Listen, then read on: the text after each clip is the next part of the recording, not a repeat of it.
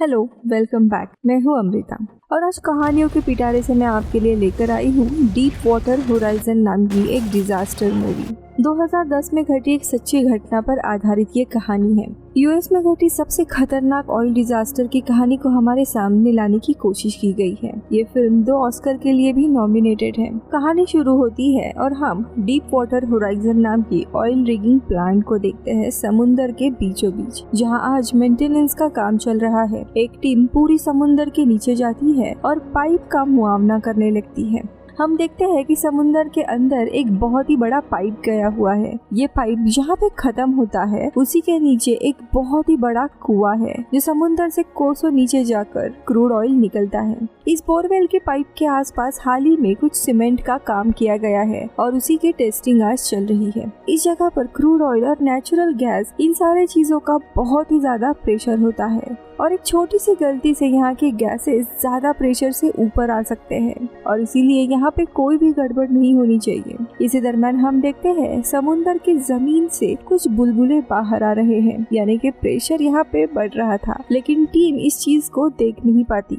वहीं दूसरी तरफ अब हम माइक और उसके फैमिली को देखते हैं। माइक उसी ऑयल रिग पर इंजीनियर है और आज से उसकी ड्यूटी शुरू होने वाली है 21 दिनों के लिए, यानी तब तक वो ऑयल रिग पर ही रहने वाला है। अब रेडी होके फेलिशिया यानी माइक की पत्नी उसे छोड़ने के लिए निकलती है और अब दोनों भी पोर्ट पर आ जाते हैं। अब पोर्ट पर चेक इन के बाद सबका वेट एंड मेडिकल चेकअप वगैरह होने के बाद ये लोग एक हेलीकॉप्टर में बैठते हैं और हम बाकी के टीम मेंबर्स को भी देखते हैं। यहाँ पर इनका हेड होता है जिमी, जो चीफ सिक्योरिटी हेड होता है। वही एंड्रिया, जो मशीन्स के कूलिंग सिस्टम को हैंडल करती है। अब थोड़े समय के बाद इनका हेलीकॉप्टर ऑयल रिग पर पहुंच जाता है, लेकिन इन्हीं के हेलीकॉप्टर से मेंटेनेंस टीम वापस जा रही है, जो देख जिमी और माइक हैरान होते हैं क्योंकि टीम को यहाँ पर और एक हफ्ता इंस्पेक्शन के लिए काम करना था। अब जिमी इनके मैनेजर से, जो समुद्र के ग्राउंड पर सीमेंट लगाया था, उसकी रिपोर्ट मांगता है। तो मैनेजर बताता है कि ऑयल रिग का जो हेड एग्जीक्यूटिव है, यानी कि डोनाल्ड और रॉबर्ट, उन्हीं ने उसकी टीम को वापस भेजा है और वही सारी रिपोर्ट देगा। अब ये बात सुनकर जिमी थोड़ा परेशान होता है और ये लोग आगे निकलते हैं। अंदर आने के बाद वो तीनों अपने अपने टीम के साथ रिपोर्ट लेने लग जाते हैं।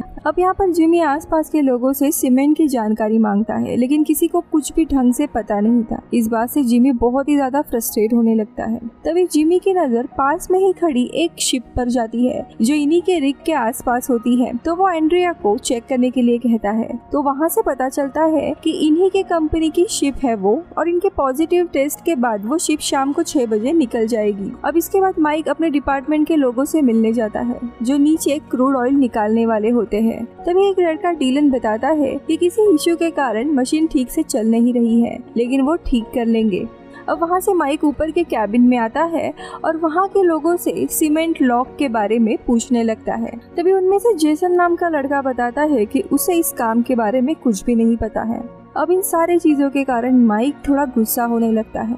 दरअसल समुंदर के नीचे जो बोरवेल था उसी के आसपास सीमेंट लगाई गई थी और उसकी टेस्टिंग होना काफी जरूरी था। उसके बगैर ये लोग ऑयल निकालने का काम शुरू नहीं कर सकते थे, लेकिन अब उसके टेस्टिंग की कोई भी रिपोर्ट इनके पास नहीं थी। अब माइक वहाँ से अपने केबिन में जाते हुए एक कॉइन नीचे पानी में फेंकता है और हम समुंदर के नीचे का नजारा देखते हैं, जहाँ पे पानी से बहुत ही ज्यादा बबल आ रहे थे, यानी कि नीचे का प्रेशर धीरे धीरे बढ़ रहा था। जिसके बाद माइक अपने केबिन में चला जाता है और वाइफ को जूम कॉल पर बताता है कि वो लोग पहुंच गए हैं। इसी दरम्यान जिमी को भी पता चल जाता है कि काम ठीक से हुआ नहीं है, इसीलिए वो माइक से मिलता है और कहता है कि मुझे हेड एग्जीक्यूटिव डोनाल्ड और रॉनल्ड से मिलने जाना है, मेरे साथ चलो। जिसके बाद एक रूम में हम एग्जीक्यूटिव डोनाल्ड और रॉबर्ट को देखते हैं जो अपने कंपनी के प्रॉफिट के बारे में बात कर रहे होते हैं कि तभी वहाँ पे जिमी सीधा अंदर घुस आता है और उनसे पूछता है कि मेंटेनेंस वालों ने अपना काम ठीक से क्यों नहीं किया। तो डोनाल्ड उसे अश्योर करता है कि सब कुछ ठीक है, उन्होंने अपना काम कर दिया है, इसीलिए उन्हें कुछ दिन पहले ही भेज दिया गया है। जिमी काफी गुस्सा होता है और उसे याद दिलाता है कि वो सीमेंट की टेस्टिंग करना कितना इम्पोर्टेंट है और आगे बताता है कि उसके बगैर वो ऑयल ड्रिलिंग का काम शुरू नहीं करेगा। अब इस बात से इनकी बहस शुरू होती है, लेकिन जिमी उसे याद दिलाता है कि यहाँ पर मेरा स्टाफ काम करता है और यहीं पे रहते हैं, उनकी सुरक्षा की जिम्मेदारी मेरी है। अब रोनाल्ड उसे काफी डांट देता है कि तुम इतना निगेटिव क्यों सोच रहे हो, इतना कोई बड़ा सा पहाड़ नहीं गिरा है इस एक चीज के कारण।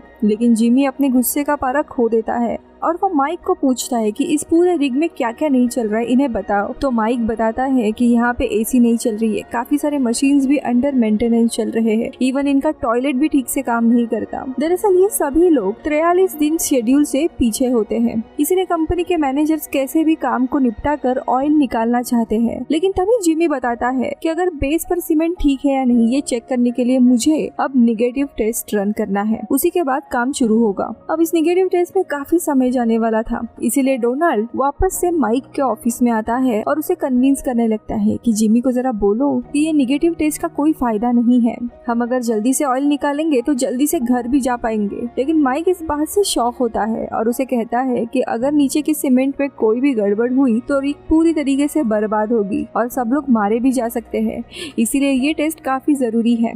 अब थोड़े समय के बाद सभी लोग मेन ऑफिस में जमा हो जाते हैं और निगेटिव प्रेशर टेस्ट शुरू हो जाता है, जहाँ पे ये लोग समुद्र के नीचे से प्रेशर देना शुरू करते हैं और अगर सब कुछ सही होता है तो प्रेशर बढ़कर खुद ब खुद 0 पे आएगा। यहाँ पे गौर करने वाली बात ये है प्रेशर 1000 से नीचे ही होना जरूरी है। अब देखते ही देखते ये लोग प्रेशर रिलीज कर देते हैं और टेस्ट शुरू हो जाती है। सभी लोग काफी ज्यादा टेंशन में होते हैं। जमीन के नीचे से प्रेशर देना शुरू किया जाता है, धीरे धीरे प्रेशर बढ़ने लगता है। सभी लोग काफी टेंशन में होते हैं। देखते ही देखते 400-500 से लेकर सीधा 1300 के ऊपर प्रेशर जंप मारता है। थ्रस्टर फुल स्पीड में चल रहे होते हैं। काफी देर तक प्रेशर 1300 तक ही रहता है, कम होने का नाम ही नहीं ले रहा था। ये बहुत ही ज्यादा प्रेशर होता है जो किसी कार के 2 टुकड़े कर सकता है। वही समुद्र के नीचे हम देखते हैं इतने प्रेशर के कारण बहुत ही ज्यादा बबल आना शुरू हो गया था। अब प्रेशर कम नहीं हो रहा है, ये देख ये लोग टेस्ट को रोक देते हैं और जिमी कहता है कि ये टेस्ट सही नहीं था, प्रेशर वापस से 0 नहीं हुआ है।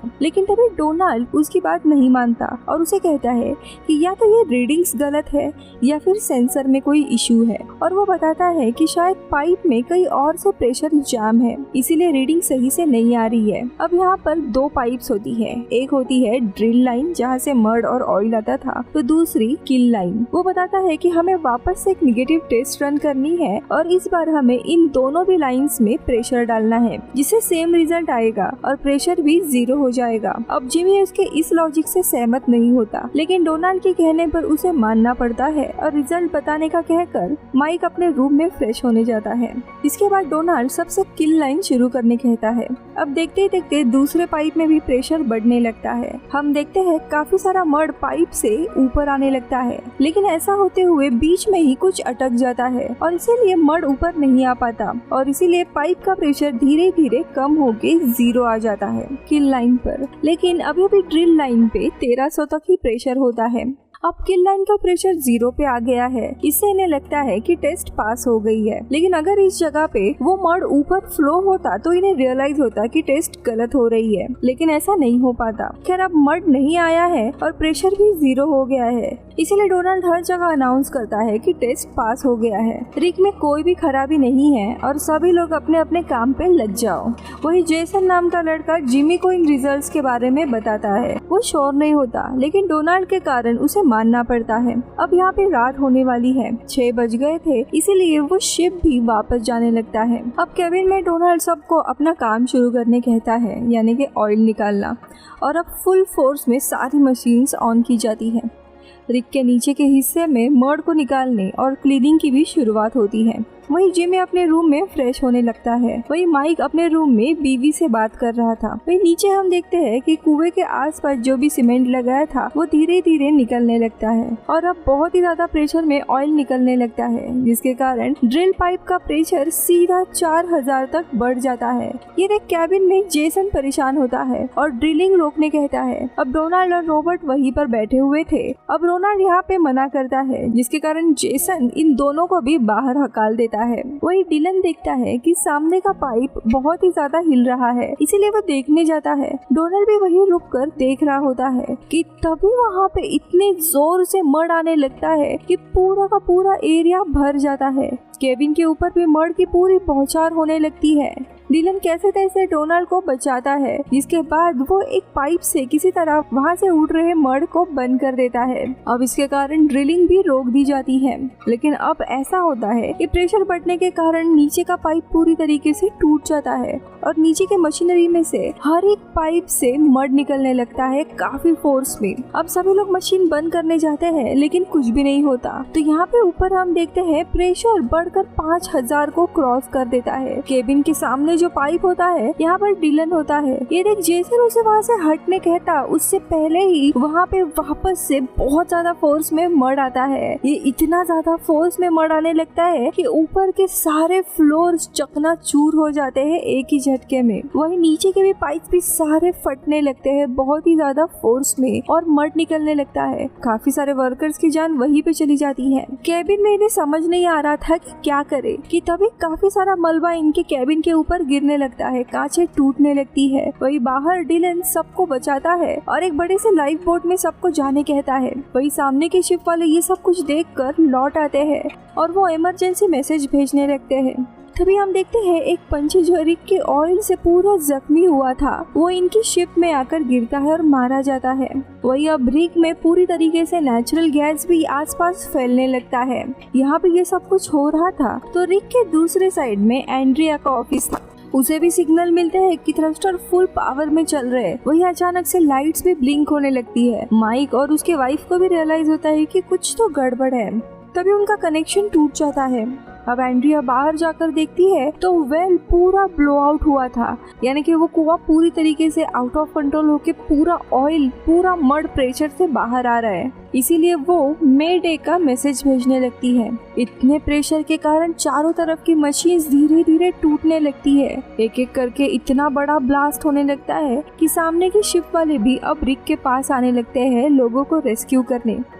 वही दूसरी तरफ बचाव दल के ऑफिस में कॉल्स के ऊपर कॉल्स आना शुरू हो जाते हैं और वे लोग रेस्क्यू के लिए अपने हेलीकॉप्टर्स भेजते हैं। यहाँ पे माइक की वाइफ भी परेशान है। उसे अंदाजा हो गया है कि कुछ तो गड़बड़ हो गई है, इसीलिए वो भी ऑफिस में कॉल करती है और उसे पता चलता है कि वहाँ पे बहुत ही ज्यादा धमाके हुए हैं। तो यहाँ पे माइक दरवाजे के नीचे जो फंसा था उसे होश आने पर वो कैसे तैसे खुद को बाहर निकालता है और जिमी और अपने साथियों को ढूंढने निकलता है। जाते हुए उसे अपना एक साथी जख्मी हालत में मिलता है जिसे लेकर वो आगे बढ़ता है और जल्दी ही ऊपर जाकर अपने बाकी लोगों से मिलता है जो लाइव बोट के आने का इंतजार कर रहे होते हैं एक जगह पर। अब अपने साथी को वहाँ छोड़कर वो वापस जिमी की तलाश में नीचे आता है। वही हम देखते हैं जिमी को होश आ गया है। वो बहुत ही ज्यादा जख्मी है, उन्हें कुछ भी दिखाई नहीं दे रहा है, लेकिन बड़ी बहादुरी से वो अपने जूते और कपड़े पहन लेते हैं और बाहर आने निकलते हैं, लेकिन ज्यादा देर तक वो चल नहीं पाते। वही माइक उन्हें ढूंढते हुए वहाँ पे पहुँच जाता है।